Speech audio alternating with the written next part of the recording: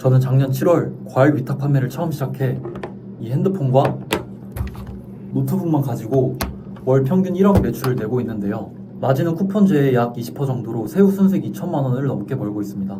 제가 경험한 과일 위탁 판매 찐 후기를 알려드릴게요. 안녕하세요. 사업하는 공대생입니다. 요즘 과일 위탁 판매 부업이 다시 떠오르고 있는데요.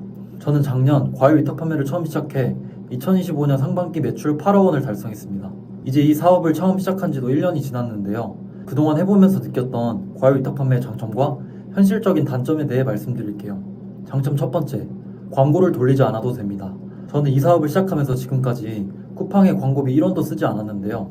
신선식품 특성상 판매자가 많이 없는 키워드가 많기 때문에 적절한 시기에 들어간다면 광고를 돌리지 않아도 하루 수십 개씩 팔리는 상품이 많습니다. 다른 카테고리의 경우 광고가 거의 필수적이지만 신선식품은 광고 노출 없이도 많은 판매를 일으킬 수 있습니다. 당장 아이템 스카우트 경쟁 강도만 보더라도 웬만한 과일은 경쟁 강도가 좋은 걸 볼 수 있습니다. 광고를 돌리지 않기 때문에 위탁 판매임에도 불구하고 마진을 높게 가져갈 수 있고 광고 효율 관리나 세팅 이런 거 신경 쓸 필요도 없습니다. 장점 두 번째, 진짜 부업으로도 가능합니다.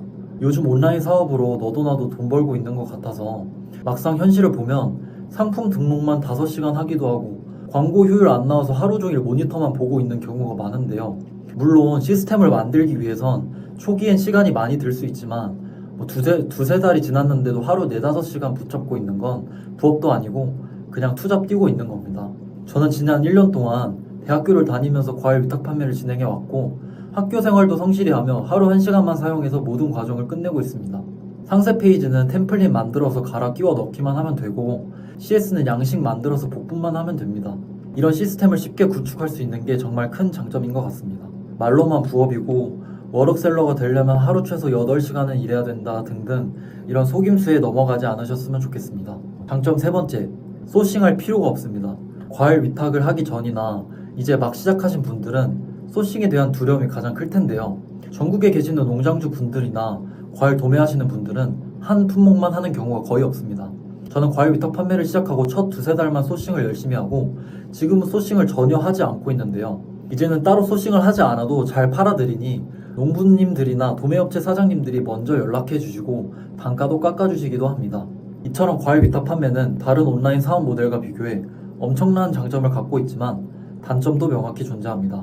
우선 첫 번째, 정산이 오래 걸립니다. 저는 군적금 1,000만 원으로 이 사업을 시작했고 쿠팡에서 상품 하나 터지면 하루에 2천만 원도 넘게 팔리기 때문에 자금이 돌지 않아 곤란했던 경우가 있었는데요. 위탁 판매의 경우 농부님이나 업체에서 입금 날짜를 하루 이틀 늦춰주시기도 하지만 당일 정산이 대부분이기 때문에 하루에 1,000만 원씩 팔리는 상품을 판매 중지하는 경우도 있었습니다. 요즘에는 선정산이 워낙 잘 되어 있어서 쿠팡에서도 자금 돌리는데 문제가 되진 않지만 초기셀러의 경우 선정산이 나오기까지 한 달 정도 소요가 되기 때문에 이 기간을 버틸 자본금이 어느 정도는 필요합니다.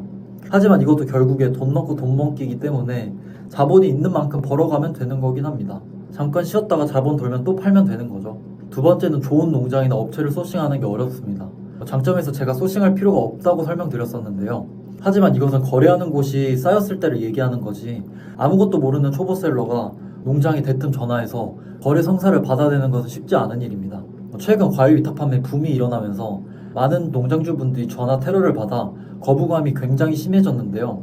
그래도 꿋꿋이 포기하지 않고 초반만 버티신다면 이후에는 소싱 하나도 안 하고 진짜 놀면서 돈 버는 게 가능해집니다. 세 번째는 CS의 감정 소비가 됩니다.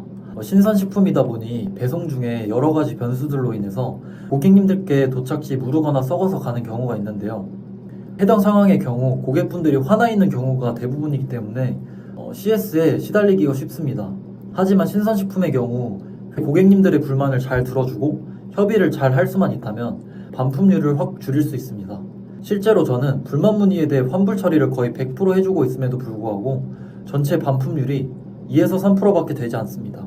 또한 배송 중 사고의 경우 농장이나 거래처에 접수하면 그쪽에서 웬만하면 처리를 도와주시기 때문에 하자 상품에 대한 경우는 걱정하지 않으셔도 됩니다. 이처럼 모든 분야가 그렇듯 문제 상황을 하나하나 해결해 나가다 보면 그 경험이 무기가 되기 때문에 열심히만 하시면 과일 위탁 판매는 정말 최고의 부업인 것 같습니다. 1년 동안 이 사업을 하면서 이 시장은 레드오션이 아닌 아직까지도 너무 좋은 시장이라고 느껴집니다. 아무것도 아니었던 저도 월에 2-3천씩 벌고 있으니까요. 다음 영상에서는 제가 실제로 사용하고 있는 소싱 방법이나 쿠팡 꿀팁도 풀어보도록 하겠습니다. 궁금하신 점 댓글 달아주시면 설명해드릴게요. 도움이 되셨다면 구독과 좋아요 부탁드립니다. 시청해주셔서 정말 감사합니다.